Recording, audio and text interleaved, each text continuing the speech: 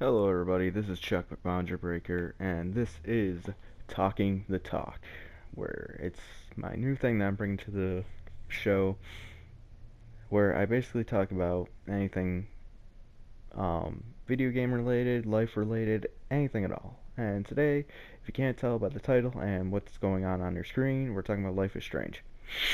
Sorry, I have something going on with my nose. I just finished Life is Strange. The ending was good. It's not the ending everybody wanted, but it was a good ending nonetheless. Um, it's definitely not the ending that it's the ending I expected, but I was trying to putting myself in denial, saying, "Nah, there's no way they would end it that way," but they did, and it's kind of puts me in a downer because it's not the ending I wanted, which is a good change of pace. I'm not used to video games giving me the ending that I don't want. I'm used to wrestling doing that to me more often than not, but I guess it's more okay when it's wrestling because I know they're planning something down the line. But video games, when the game ends. So when it's not the ending you wanted, it's kind of disappointing. So I'm not taking that away from the ending of the game. The ending of the game was still good, still a very good ending. Definitely recommend this game to anybody. My thoughts on episode 5 altogether, other than the ending, is I thought it was kind of stale, honestly. It's just kind of boring to me. It's very jumpy. Like, you jump through time a lot in it, and there's a lot of it that's it was just not as fun as the other two games, or not the other four, I should say. Other two. There's only been 2 episodes so far. The other 4 episodes. Um.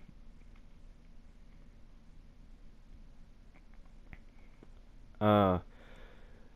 I guess I'll talk about what I'm talking about today in this episode, and that would be the possibility of a sequel. Which, because of the popularity of Life is Strange, wouldn't doubt if they would make a sequel. Because, as you know, anything that's very popular, Uncharted, the Marvel movies, anything at all, anything you could name, is gonna get a sequel. Even Fez was gonna get a sequel until what's his face, that dickhead who makes the game, got called out for something. I can't remember the whole story, but I'm really hoping because like I had to record my voice 3 times before this because every time I would swallow, um, you could hear it in the recording. It was really disgusting, but I hope that doesn't happen right now. Um, Anyways, onto the sequel. What do I think the sequel should be about? Well, I don't think it should be about Max and Chloe anymore. I think we should have a new protagonist. And who do I think that protagonist should be? Well, I don't know any names yet, but I hope it's a male. That would be very different. I would like the sequel to be like not completely different, but like a very different game from the first one. Um, if anything, I would like it to be about a different relationship other than 2 friends. Um, I would like it to be about a brother and sister relationship. Like, the main character should be like this younger brother who's kind of like more like Chloe than Max. He's kind of like the punk ass kid, gets into fights. When he gets his time travel powers, he doesn't use it responsibly. And the other character, the side character that goes through this journey with him should be an older sister that's kind of more responsible and kind of tries to guide him, trying to tell him that he should use his powers more responsibly and shouldn't be like using them as a toy. For the whole subplot, which is actually the more interesting part of Life is Strange 1, if you haven't noticed, the subplot, I consider the subplot, because the main plot is the whole city getting destroyed and time travel nonsense that's very generic and has been shown. And from beginning to the end, the whole time travel thing that everybody called out, like Geek Remix called out the ending to this game, and they were right about it. But any way you could call it the ending, because it's been in so many time travel scenario stories, you know, and I think, and the subplot for one was actually the whole Jefferson and the dark room thing. What should be the subplot for the second game? I'm not very sure. I hope it's something different though. Maybe something. Maybe the whole subplot would be like the kid trying to do the right thing and trying to be less of a punk ass kid and trying to stay out of trouble, and his sister's relationship. Um, then again, I don't know if that would be good for 5 episodes. But all I know is that I hope it's not something very, very similar to the Dark Room plot. And as for the major plot, how would I want the town to be destroyed? I really don't care. um, uh, the town, the town's destruction could be anything. Could be earthquake, tornado, hurricane. I don't care. I definitely think the setting of the story should be somewhere else too. Arcadia Bay would definitely be not the ideal place for a sequel. Especially with how the game ends, or how the game you want the game to end. Um, do I think Chloe and Max should be in the game at all? Yes, I think Max and probably Chloe, depending on certain things, should show up in episode 5. And Max should be kind of like this person who's mastered the time powers, can actually stop time at will, kind of like how she did during the Kate Marsh thing. And sorry, I'm kind of burping and yawning at the same time and trying to stop myself. At at the end of episode, or not the end, but like at around episode 5, she should show up and stop time and basically tell your character about the choice he'll have to make, because if anything, I would like him to have the same choice as Max did at the end of episode 5, which was a very, very difficult choice. It was a very mature choice. It was one of the times in this game where I felt like the content was actually mature and less immature. This is one of those games where it deserves that mature rating because it is a mature game. Um, but anyways, I think she should be like a spiritual guide and tell him that, not spiritual guide, I guess. I mean more like a guide, like someone to tell him that you're about to make a difficult decision and it's either this or this. And I'm trying not to spoil the ending to Life is Strange for you, but because if you haven't played it, you definitely should. Um, what do I think should be the canon ending of Life is Strange? I don't think there should be a canon ending per se.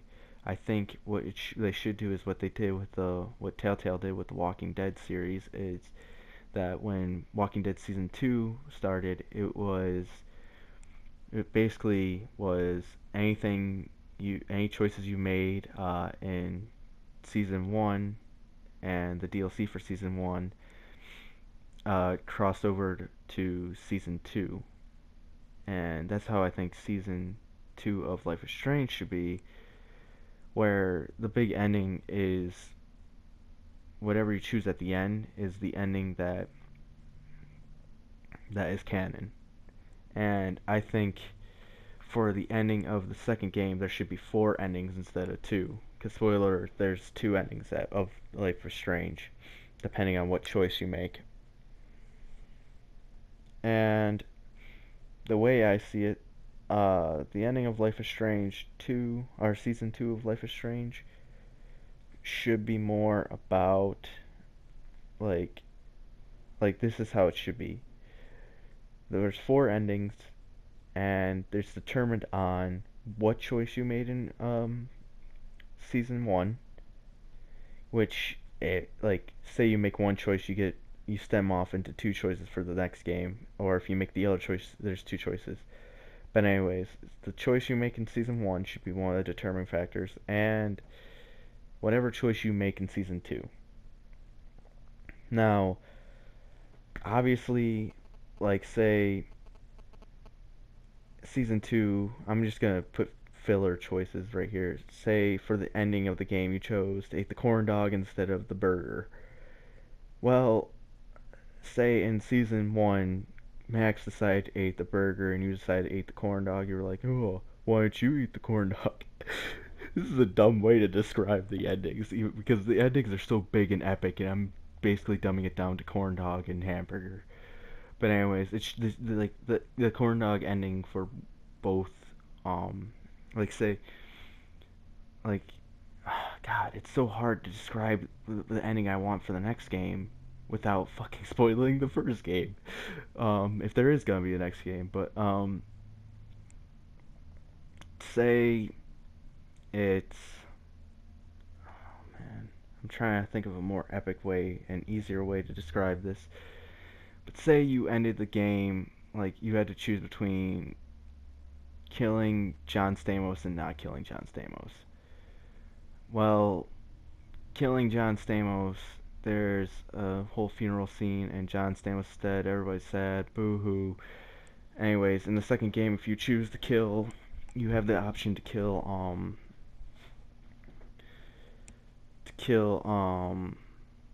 what's his name? The other fucker from Full House. Bob Saget. Like, you had the option, the ending result is kill Bob Saget or save the town or whatever. And you choose to, or well, it's like kill Bob Saget and save the town, or don't kill Bob Saget and don't save the town. Now I'm spoiling the ending. Fuck. Well, anyways, now you kind of got a gist of what the ending is. Um, but anyways, say you kill Bob Saget, and in the other game you didn't kill John Stamos, and Max comes up to your character and is like, "You did the right thing." Like this was what one of the endings should be to me. She should come up to your character and tell him you did the right thing, and he should be like, "Then why didn't you make that decision?" You know, and then just walks off, and it's just that's when the music plays and everything. And it's all sad. I'm gonna have to put a spoiler alert thing at the beginning of this video too. Um,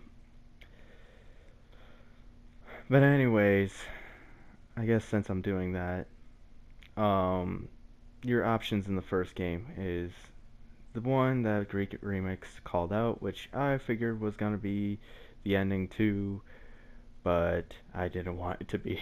I really didn't want it to be because she was my favorite character in the game. Your options are go back in time and make it so Nathan kills Chloe and save the town, or let the town be destroyed and be with Chloe.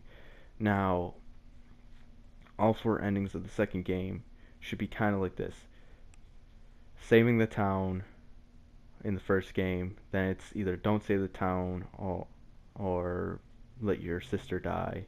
By the way, for how your sister dies in the next game, I think it should be different. I don't think it should be a gunshot or someone killing her. I think it should be like, I think it should be even worse. I think it should be like you're driving the car, she's in the passenger seat, she dies, and that's how she dies. But then you rewind time, and that's how you save her because now you realize, oh shit, you're about to get hit by a semi when you cross that red light. Um. Anyways, if you, it's gonna be really a hard decision because it's gonna be your fault that she's dead either way. It's not gonna be like Nathan pulled the trigger. But anyways, Max saves the town in the first game. Your 2 options are save the town or let your sister live. Um, I think if you let your sister live, you should say I'm not like you, or like your situation was different. It should be something like that. Like your character's last words to Max should be your situation was different and something like that.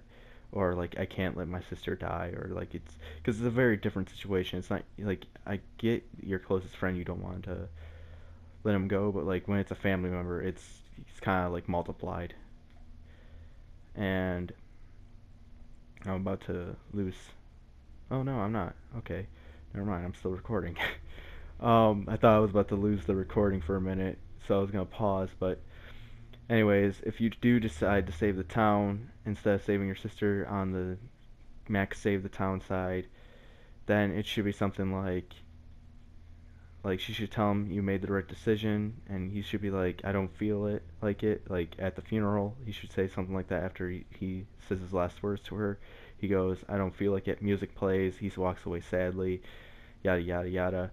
But if Max did choose to save Chloe instead of the town, I think it should be where Max and Chloe try to talk your character into doing the right thing because now they're living with regret.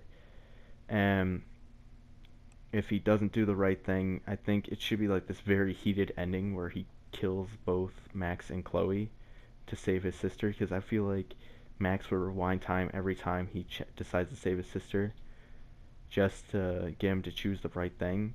So I think he would have to shoot Max first and then shoot Chloe. Where I know it's kind of like a really shitty ending. It's not ending that you guys would want, but it's like the bad ending, you know? It's not the moral ending. And he's like, what it would remind me of is like the ending of like the very bad ending of Tales of Zillia 2, where everybody wants, where your brother is basically saying, kill me so you can get to the place, and you're like, no, I'm not going to do it, but everybody fights you because of it, because they know what you're doing is selfish and it's not going to save the world, so you have to kill all your friends. That's basically how I want episode 5 to be, or episode 5 of season 2's bad ending to be. It should be something where he fights them, takes them out, and he's like, you have to live, you're my sister, you know, I can't let something bad happen to you. Um, as for the ending where he chooses to save the town, but Max didn't choose to save the town, like I was saying earlier, it should be something where after the funeral he walks past Max and Chloe, and Max tells him you did the right thing, but Chloe, or he says to Max, then why didn't you make that decision, and just walks away. He says something like, if it's if it's really the right thing, why didn't you do it? You know, something like that. Where like I love endings like that, you know, because I think if you sorry, the recording ending, so I'm picking up where I left off. I think if you decided to let Chloe not let yeah you let Chloe live, then both decisions should be like this very very very deep ending where like the brother will do anything to save his sister, and or when the brother decides to let it go, which by the way the sister should talk the brother into it definitely, because it's the responsible thing to do and it's the right thing to do, but he should be all like no no no. And this will take me into my next topic, which will make the ending very very sad for the next game. I think the ending, or not the ending, but the main mechanic, you know how she could use pictures to go back in time? I think it should be music. Music is definitely deeper than pictures. I think it could make motions, like they use music a lot in this game to mess with your emotions in the first game, but I think it would be deeper if that's the way he went back to the past, and if he has to listen to a certain very sad song that was playing in the car while they were driving. If he has to sit there and listen to that song while he's making that decision, that would be a very, very fucking sad ending. Like, it's like I'm getting like goosebumps just thinking about it right now. Like, could you imagine seeing that character just sitting there sobbing, listening to this radio of this sad song as his sister just sits next to him, puts an arm around his shoulder, and just like comforts him as he focuses in on the song and goes back to the time where he was in the car driving it and now he has to make the semi hit them. Could you imagine that? That would be fucked up of an ending if you choose to save the town. That would be so depressing. Man, I'm envisioning it right now, and I'm just saying, I don't think that's even sadder than the ending in Tales of Zillia 2. Tales of Zillia 2 had a very sad ending, and I don't think this is sadder than that. Like, by the way, the reason why I didn't say spoiler alert before I told everybody about the bad ending in Tales of Zillia 2, because it's literally almost the most impossible ending to get First of all, it's a real combat sequence where you have to kill everybody in your party, which is very fucking difficult. I couldn't believe that I did it to get the bad ending. Um, Also, it's like before the main boss fight and everything, before the main ending area. So it's very non-canon ending, and you're probably never gonna get that ending, and no one cares about that ending, even though it's a very sad ending. Um, but anyways, the whole thing where, like I said, um, if Max makes the decision to save Chloe, he kills Chloe and Max in the decision to save his sister, but like in the decision to not save his sister and save the town, that would be very depressing. That's why I'm saying music should be the mechanic instead of pictures in this next game.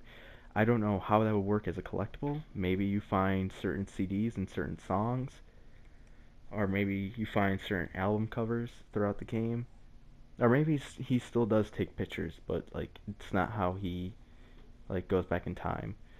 I don't know, but like I think the music thing that would just be so like it would make this ending of the game so much deeper and sadder because first of all, you're having to listen to this sad song while waiting to go back in time or focusing on going back in time. So you're the one that ends the life, you know. It's gonna that's why I say the sequel should be a lot different than the first game. I think it should be a lot deeper and harder decision for the main character to go back in time and actually change things because if he goes back in time and changes things, it's on him 100%. It's not like, oh, in the first place, Nathan was the one who shot her, so it's not really her fault. She's just making sure the town is safe from the everything. But if it's him driving the car straight into a semi and that's how it ends, that's that's just this that's just sad, you know. That's just like that's a much harder decision because now you're gonna have everybody looking at you differently your whole life because you're the reason why, and just like oh man, just think about it right now. This is like giving me goosebumps, like I said. Well, anyways, that's enough talking about a possible sequel. Do I think a sequel should happen? No. I'm actually indifferent on the subject.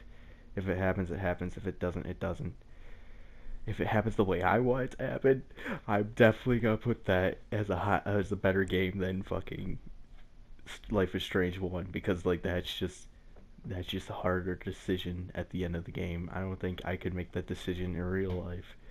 But anyways, this has been Chuck McBoundarybreaker. That's enough talking the talk. Now I'm gonna go walk the walk. See you.